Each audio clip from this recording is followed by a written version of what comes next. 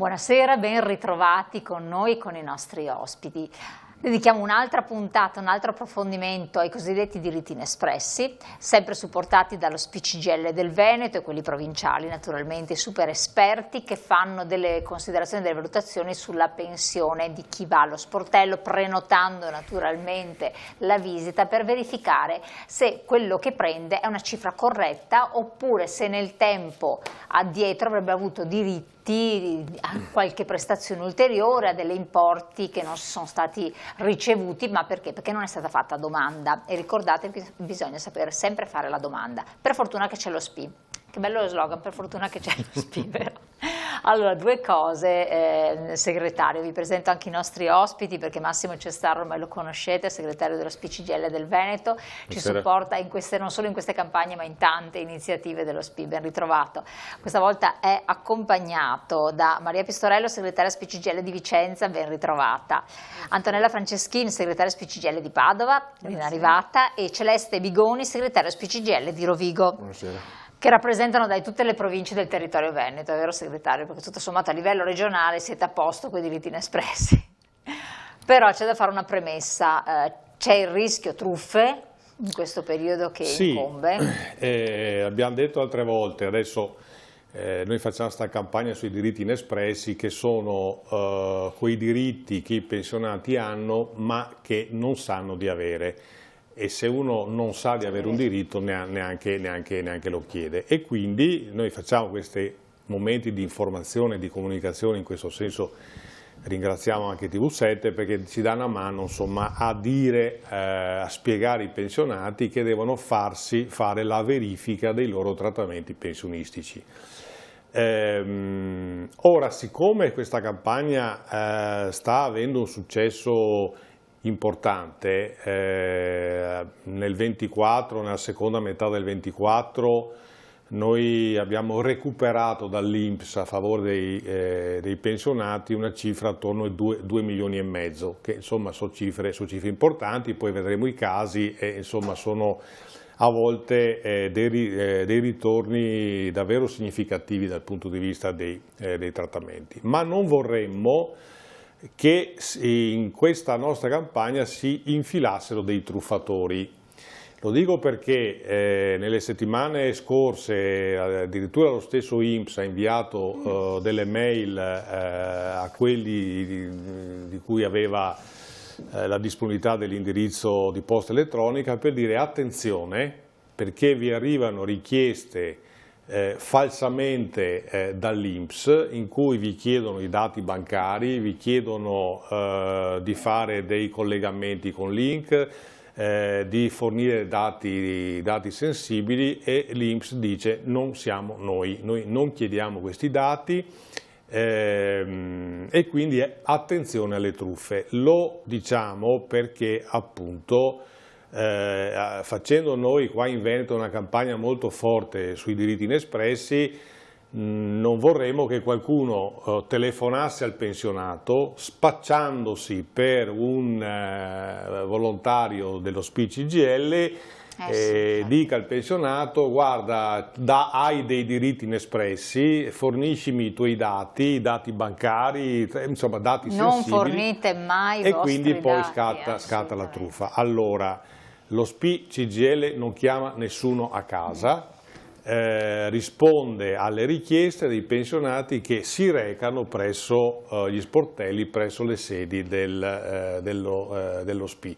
Quindi diffidare sempre da quelli che telefonicamente si spacciano, come abbiamo visto anche in qualche altra puntata, addirittura per rappresentanti dell'Arma dei Carabinieri, adesso come INPS appunto. Oppure scrivono con intestazione della banca, ma non è la banca che scrive. Esatto, e in molti casi le truffe, siccome sono dei professionisti che fanno queste truffe, diciamo la truffa è fatta bene, cioè nel senso che si presentano con messaggi SMS o posta elettronica con il logo della banca o il logo della Polizia di Stato, eccetera. Quindi molta attenzione nel caso specifico, siccome stiamo parlando di recuperi importanti anche dal punto di vista trattamenti economici, lo SPI-CGIL non chiama pensionati a casa.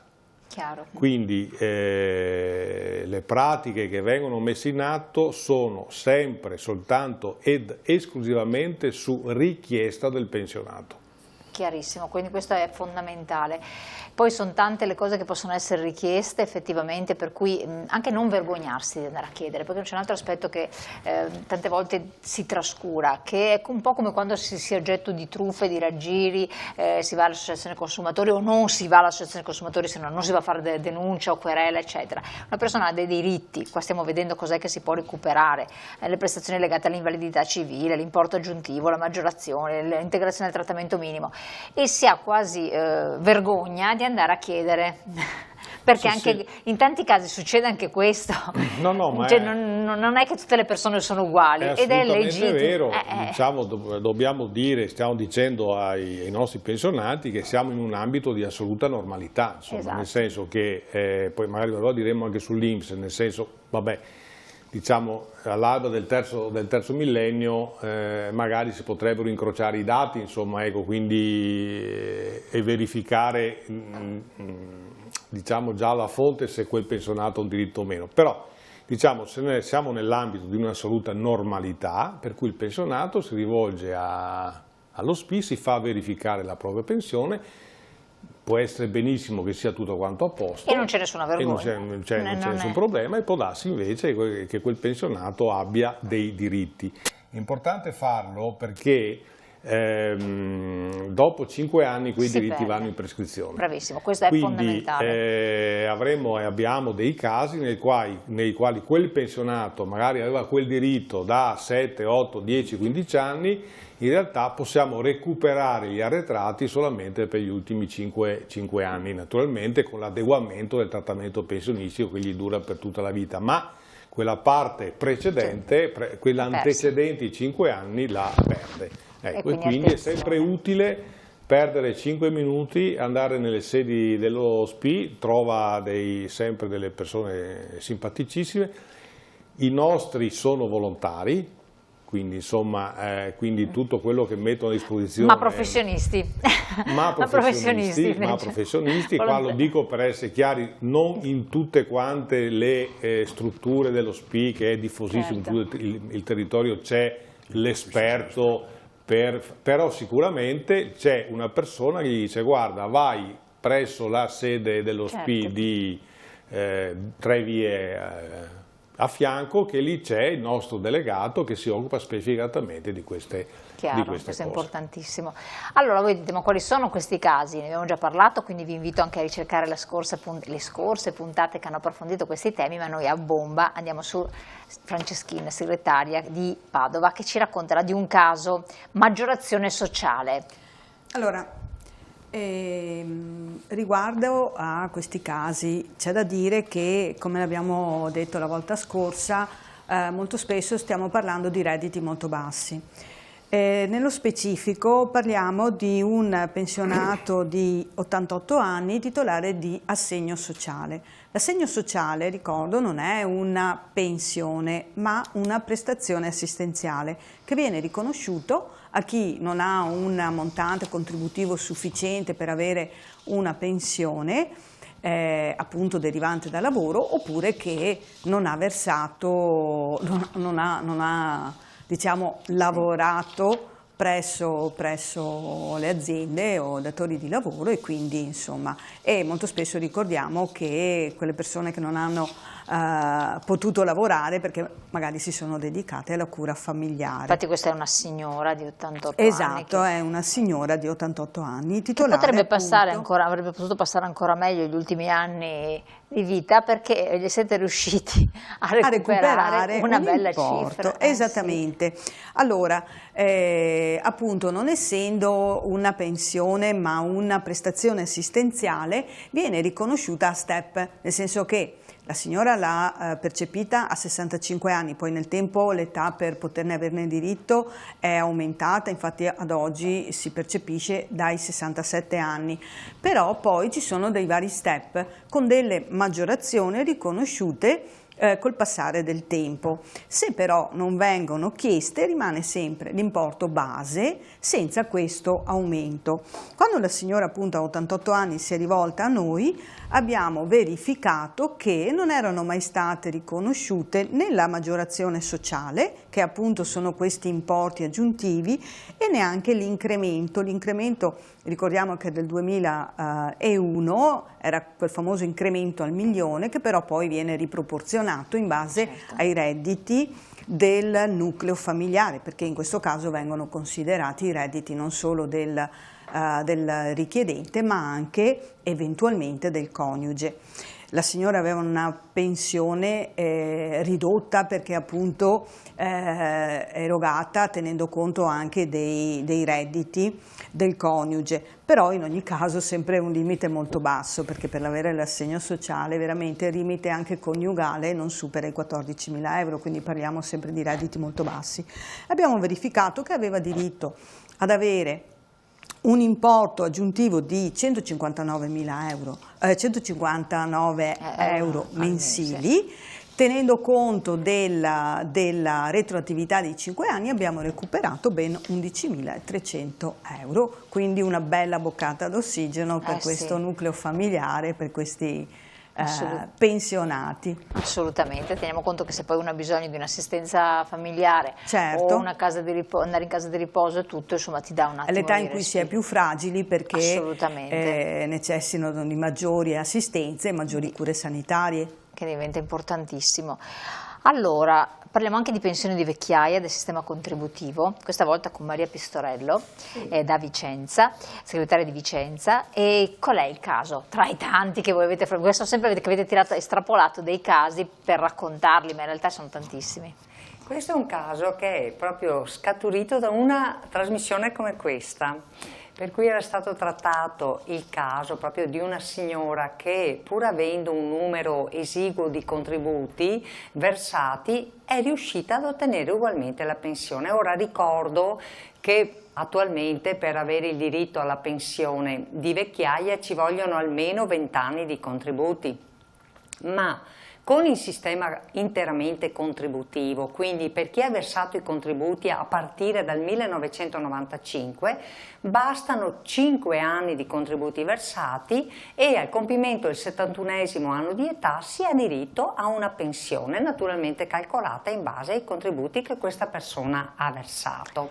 Allora sono venute due amiche. Interrompo solo un attimo, qualsiasi tipo di contratto, perché stiamo pensando appunto a quegli anni che magari c'erano i famosi co-co-co. Stiamo parlando di anni di contributi versati, quindi uno può avere lavorato anche discontinuamente, ma la somma dei suoi contributi è di quell'entità, 5 anni deve essere almeno. Certo. Allora queste due amiche sono venute nei nostri uffici, in una nostra sede dello SPI CGIL, una con 10 anni di contributi versati e l'altra 8 anni e 3 mesi, a chiedere: ma noi potremmo rientrare in questa casistica? Allora la signora in questione, quella con 8 anni e 3 mesi di contributi, di 75 anni, aveva cominciato a lavorare dopo il 95 facendo la badante in regola, quindi con contributi versati, tutto regolare,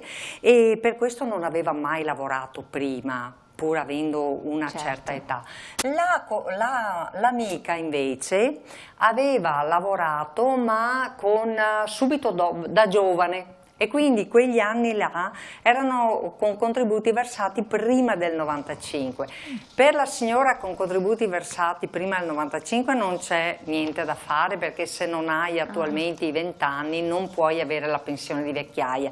Per questa donna invece è stata riconosciuta la pensione di vecchiaia, naturalmente 197 euro al mese, perché è stata calcolata con i contributi che non erano veramente elevati, però insomma ha avuto i suoi 197 euro. Tra l'altro con il sistema interamente contributivo non si ha più diritto all'integrazione al trattamento minimo, perché non c'è più questo, quindi mentre col sistema precedente una persona che era sotto al trattamento veniva integrata, e quindi però in questo caso la signora ha avuto il riconoscimento del suo mensile di pensione e gli arretrati dei 5 anni precedenti. 10.244 esattamente, 10.244 euro. Molto contenta. La sua guarderò amica sempre la televisione. non era contenta per niente, perché diceva in effetti la questione, quei contributi si chiamano i cosiddetti contributi silenti,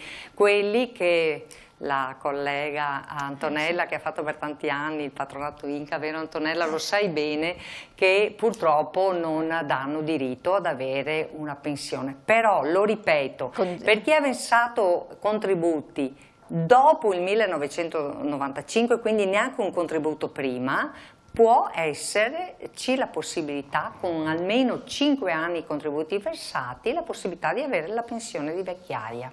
Perfetto, beh dai, questo è consolatorio, però attenzione, adesso tutti quanti diranno cosa sono i contributi silenti. Ecco, sono quelli che non danno diritto a nessun tipo di pensione. Una sfortuna, sono cose che è meglio neanche tener conto. Andiamo in pubblicità qualche secondo, poi ritorniamo insieme che abbiamo altri casi da affrontare.